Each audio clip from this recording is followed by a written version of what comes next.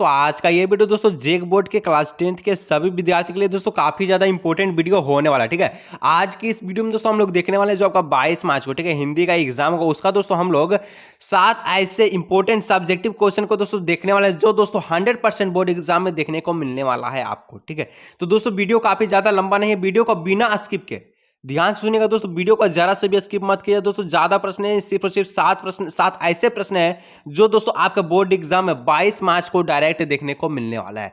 तो चलिए दोस्तों आज की इस वीडियो को हम लोग दोस्तों स्टार्ट करते हैं और वीडियो पर दोस्तों अंत तक बने रहेगा, जितना भी दोस्तों उनको जरूर शेयर कीजिएगा। ठीक है, आपका जो हिंदी का एग्जाम होगा 22 मार्च को दोस्तों आपका लिए बहुत ज्यादा मोस्ट इंपोर्टेंट वीडियो होने वाला है। चलिए सबसे पहला प्रश्न दोस्तों हम लोग देखते हैं। ठीक है, और जिन्होंने आपने दोस्तों के साथ शेयर नहीं किया दोस्तों जरूर शेयर कीजिएगा और स्किप करके जाने को बिल्कुल भी मत कीजिएगा। ठीक है, सबसे पहला प्रश्न है दोस्तों, और यह प्रश्न आपका छाया मत छूना, ठीक है, कविता के आधार पर यह प्रश्न को लिया गया है। ठीक है, जिसमें पूछा कि कवि ने कठिन याथार्थ के पूजन की बात क्यों कही है, आखिर क्यों कही है। देखिए काफी अच्छी तरह से उत्तर को लिखना है दोस्तों, 100% बोर्ड एग्जाम प्रश्न देखने को मिलने वाला है, जितना भी दोस्तों को जरूर शेयर कीजिए। ठीक है, सिर्फ दोस्तों 7 प्रश्न आपको बताने जा रहे हैं, जिसके लिए आपको दोस्तों सिर्फ और सिर्फ वीडियो को अंत तक देखना है। ठीक है, कवि ने कठिन याथार्थ के पूजन की बात इसलिए कही है, ठीक है, क्योंकि सही सत्य है, यही सत्य है। कवि ने कठिन याथार्थ पूजन की बात इसलिए की है क्योंकि यही सत्य भूली बिसरी याद या भविष्य के सामने मनुष्य जो है मनुष्य को दुखी करते हैं। जो भूली बिसरी याद है दोस्तों वो क्या करता, मनुष्य को दुखी करता। जितना भी आपके भूतकाल में बीते हुए गैर चीज बात है वो आपको भविष्य में क्या होता है, भविष्य में जब याद आता है तो वो आपको दुखी करता है, यानी मन को दुखी करता। किसी मंजिल तक नहीं ले जाता, कोई भी मंजिल तक नहीं ले जाता, मनुष्य को आखिरी में वास्तविक सच का सामना करना पड़ता है। ठीक है, इसीलिए पूजन यानी ग्रहण करना यहां पर क्या है, करना चाहिए। पूजन करना यानी कि पूजा करना चाहिए। ठीक है, चलिए नेक्स्ट बढ़ते हैं 2 नंबर की ओर। और अभी तक तो गुरु जी के चैनल को सब्सक्राइब नहीं किया तो कर लीजिए दोस्तों, और जिन्होंने चैनल को सब्सक्राइब किए हैं वो बेल आइकन को प्रेस कर, नोटिफिकेशन को प्रेस कर, और वीडियो को तो लाइक कर सकते हैं ना, कर लीजिएगा। ठीक है, चलिए अब 2 नंबर का प्रश्न दोस्तों काफी बार बोर्ड एग्जाम में पूछेगा प्रश्न। ठीक है, कहता प्रश्न कि कन्यादान कविता के आधार पर बताइए कि मां ने जो है कैसा ऐसा, ठीक है, क्यों कहा है कि लड़की होना पर लड़की जैसे दिखाई मत देना। काफी इंपोर्टेंट प्रश्न है कि कन्यादान कविता के आधार पर, वो आपका था किस पर आधार पर, छाया मत छूना के आधार पर। ठीक है, ये आपका है कन्यादान कविता के आधार पर बताइए कि मां ने लड़की को ऐसा क्या क्यों कहा है। ठीक है, कि लड़की है मतलब लड़की जैसे तुम दिखाई मत देना। चलिए उत्तर को देखते हैं। मां को आपने जीवन को अनुभव था, माँ भी क्या है, एक लड़की है और वो अपने जीवन का अनुभव थे। ठीक है, और अपने अनुभव के अनुसार माँ अपने बेटी के विवाहित जीवन में आने वाली कठिनाइयों के प्रति सचेत करती है। ठीक है, माँ भी एक लड़की है और जिस तरह से वो अपना संसार को देखिए किस तरह से जो है नारियों को अधिक परेशान किया जाता है, उसी तरह से वो सचेत करना चाहते हैं किसको, लड़की को, कि लड़की है मतलब लड़की के जैसे दिखाई मत देना, एकदम डट कर रहना है। ठीक है, लड़की होना पर लड़की जैसे दिखाई मत देना, यही मान ने इसलिए कहा है कि जिसकी बेटी विपरीत परिस्थितियों का सामना कर सके और अत्याचार का शिकार ना हो पाए वो जीवन में अच्छी बेटी कहलाती है। ठीक है, चलिए नेक्स्ट दोस्तों 3 नंबर। ठीक है, तो आप भी जो भी बॉयज इस वीडियो को देख रहे हैं तो गर्ल्स पर दोस्तों अत्याचार नहीं कीजिएगा। ठीक है, चलिए नेक्स्ट है 3 नंबर। ठीक है, और अभी तक फिर से करें दोस्तों 22 मार्च के लिए काफी ज्यादा इंपॉर्टेंट है प्रश्न है, और तो वीडियो को लाइक और चैनल को सब्सक्राइब कर लीजिएगा। ठीक है, चलिए छोटा सा बोले हैं कि पाठ में उन प्रसंगों का उल्लेख करें जिनसे फादर बुल्के का हिंदी प्रेम प्रकट होता है। ठीक, पाठ में उन प्रसंगों का व्यक्त करना जिसमें फादर बुल्के का हिंदी प्रेम प्रकट करता है। तो चलिए दोस्तों हम लोग उत्तर को देखते, काफी बेजोर उत्तर है कि फादर बुल्के ने पहला अंग्रेजी हिंदी शब्दकोश तैयार किया था। ठीक है, फादर बुल्के ने पहला अंग्रेजी हिंदी शब्दकोश तैयार किया था। वो हिंदी को राष्ट्रीय भाषा बनाने चाहते थे। कौन, फादर बुल्के, फादर कामिल बुल्के। ठीक है, यहाँ के लोगों की हिंदी के प्रति उदासीनता देखकर वे क्रोधित हो जाते थे। इन प्रसंगों से पता चलता था कि वे हिंदी से प्रेम करते थे। देखिए फादर बुल्के है जो दोस्तों ये हिंदी को राष्ट्र भाषा बनाते बनाते यहां पर अपना दम तोड़ दिए थे। ठीक है, कि हिंदी जो है ये भारत का राष्ट्रीय भाषा बन जाए। ठीक है, चलिए अब नेक्स्ट प्रश्न दोस्तों 4 नंबर। ठीक है, कि लेखिका मन्नू भंडारी की अपने पिता से वैचारिक टकराहट को अपने शब्दों में लिखिए।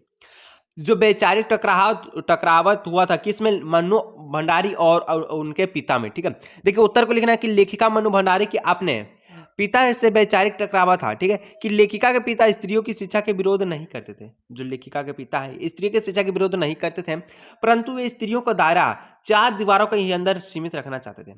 यानी कि ना ही घूमने देने चाहते थे, ना किसी प्रकार से महिलाओं को आज़ादी दिया जाता था, ठीक है, चाहते थे। परंतु लेखिका खुले विचारों की महिला थी। वो संसार को देखना चाहती थी, संसार के बारे में ज्ञान प्राप्त करना चाहती थी, ठीक है। लेखिका के पिता लड़की की शादी जल्द करने के पक्ष में थे, लेकिन लेखिका जीवन की आकांक्षाओं को पूर्ण करना चाहती थी और लेखिका का स्वतंत्र संग्राम में भाग लेकर भाषण देना उनके पिता को पसंद नहीं था। तो दोस्तों इस तरह से होता है हमारे समाज में, ठीक है। लेकिन अब ये दोस्तों धीरे धीरे समाप्त हो रहा है, क्योंकि लड़की को भी उतना अधिकार देना चाहिए जितना कि एक बेटे को दिया जाता है, ठीक है। एक बेटे को, पिता के बेटे को दिया जाता है उतना ही अधिकार पिता के बेटी को भी दिया जाए। उन्हें भी संसार की दुनिया को देखना चाहिए जिस तरह से संसार है, क्या देखना चाहिए कि नहीं। आपका राय क्या है, ठीक है, आपका राय क्या है कमेंट सेक्शन में कमेंट कीजिएगा एक बार, ठीक है। चाहे आप गर्ल्स हो या फिर बॉयज हो, आपका राय इसमें क्या है कमेंट सेक्शन में एक बार कमेंट कीजिएगा, ठीक है। नेक्स्ट दोस्तों 5 नंबर का प्रश्न, माँ को अपनी बेटी अंतिम पूंजी क्यों लगती थी। माँ को अपनी बेटी ही अंतिम पूंजी क्यों लगती थी, ऐसा क्यों कहा जा रहा है। देखिए काफी अच्छा उत्तर है, ठीक है, कि माँ को अपनी बेटी अपनी अंतिम पूंजी इसलिए लग रही थी क्योंकि माँ अपनी बेटी के साथ अपने जीवन के सभी सुख दर्द बैठी थी, ठीक है। वही उसकी सबसे निकट और सच्ची साथी थी। माँ ने अपनी बेटी को बहुत लाड प्यार से पाला पोसा कर बड़ा किया था, पाल पोस कर बड़ा किया था।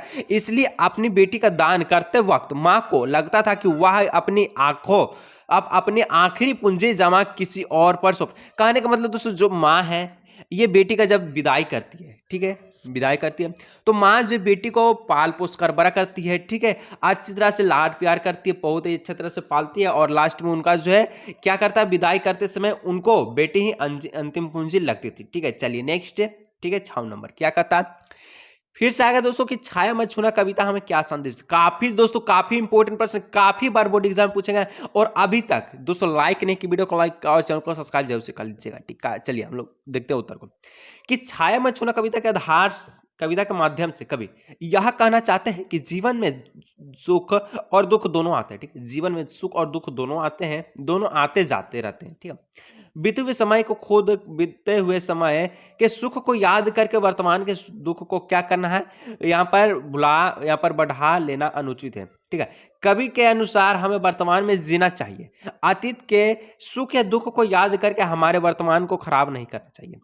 यानी कि जो हो गया सो हो गया, उसको छोड़ दीजिए और अपने नए जीवन का शुरुआत कीजिए अच्छी तरह से। जो बीते हुए पल है उसमें खुशहाली जीवन को सोचिए और उससे अच्छे भविष्य में आगे बढ़िए, ठीक है। यही कविता अतीत की यादों को भूलकर वर्तमान का सामना करने का एवं भविष्य के संवारने का संदेश देती है। तो इस तरह से दोस्तों काफी इंपॉर्टेंट प्रश्न है। और चलिए दोस्तों आज की इस वीडियो का लास्ट प्रश्न है दोस्तों, और अभी तक दोस्तों वीडियो को लाइक, चैनल को सब्सक्राइब नहीं किया दोस्तों कर लीजिए दोस्तों। इतना ज्यादा मेहनत सिर्फ और सिर्फ आप सभी के लिए ही करते हैं, ठीक है। कि शहनाई की दुनिया में डुमराव क्यों याद, यहाँ पर शहनाई की दुनिया में डुमराव को क्यों याद किया जाता है। शहनाई की दुनिया में डुमराव को क्यों याद किया जाता है, काफी इंपॉर्टेंट है कि मशहूर शहनाई वादक बिस्मिल्लाह खां का जन्म डुमराव गांव में ही हुआ था। और बिस्मिल्लाह खां का जन्म कब हुआ था, ठीक है, कमेंट सेक्शन में कमेंट कीजिएगा, ठीक है। इसके अलावा शहनाई बजाने के लिए रीड का प्रयोग किया जाता है। रीड अंदर से पोली होती थी, ठीक है, जिसके सहारे शहनाई को फूंका जाता था। रीड नटक से बनाई जाती थी, ठीक है, जो डुमराव में मुख्यतः सोन नदी के किनारे पाई जाती थी। इसी कारण शहनाई की दुनिया में डुमराव का महत्व है। तो दोस्तों आज का ये वीडियो दोस्तों यहीं समाप्त करता है, और वीडियो अच्छा लगता है दोस्तों वीडियो को लाइक, चैनल को सब्सक्राइब कीजिए। चलिए दोस्तों मेरा काम ना 22 मार्च को हिंदी में दोस्तों पूरा नंबर करके आएगा। चलिए हम लोग दोस्तों यहीं रखते वीडियो।